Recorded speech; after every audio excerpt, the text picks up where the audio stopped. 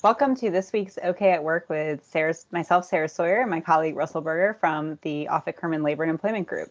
This week we are talking about how to manage employees from a growth perspective. So how to make sure that you're growing and preparing current employees for future roles and future growth of the company, and how that impacts agreements that you might have, policies you might have, and strategies.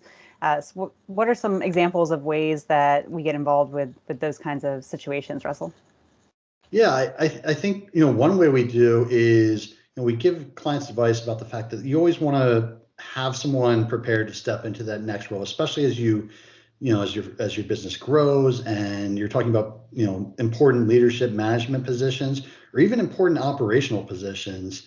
You want to make sure that you're not that you can't rely on somebody to do that job now because you should, but that you have a backup plan and that you have someone, you're always preparing someone to step in because as the last year and a half has really taught us, like, things can be really unpredictable. You don't know what's going to happen. So it's really important to develop a plan, and start bringing people along and training people to do the next job that you're going to ask them to do.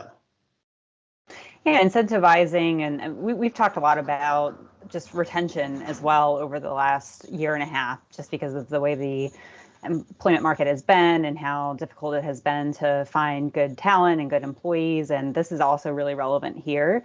I know I've had conversations with some companies where they're really getting into a key growth stage where maybe they're expanding locations or expanding to other states. And so they've got a lot that they need to do as far as bringing their policies up to date with what that looks like and trying to figure out where they want to put people. Are they transferring people to other states? Are they keeping them local? But one thing that comes up often in that context is the C-level employees. So maybe you've got a bunch of at-will C-level employees that are really vital to your growth plan.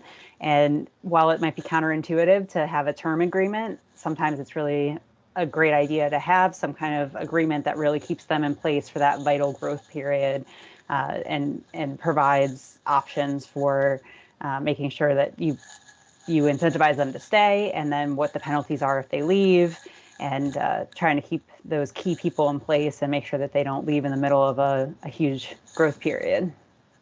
Yeah, well, and we see it with, like, certain employee benefits like tuition reimbursement. That usually requires the employee to stay a certain amount of time after they receive the tuition reimbursement, for that tuition reimbursement to be forgiven and totally borne by the company. But I mean, it's that kind of concept repeated in a lot of different ways. We see it with stay agreements or stay bonuses. If you're here in 2 years, we'll give you a bonus. That's a costly and a dollars cash out of pocket way to incentivize people to stay. But depending on the person and the situation, that's another way to go about it. And the other point I wanted to touch on, Sarah, you kind of raised the employee retention issue as a big one. I mean, depending on who the person is and what their role is, maybe giving them the opportunity to not necessarily do that next job yet, but to know they're kind of on the short list for it.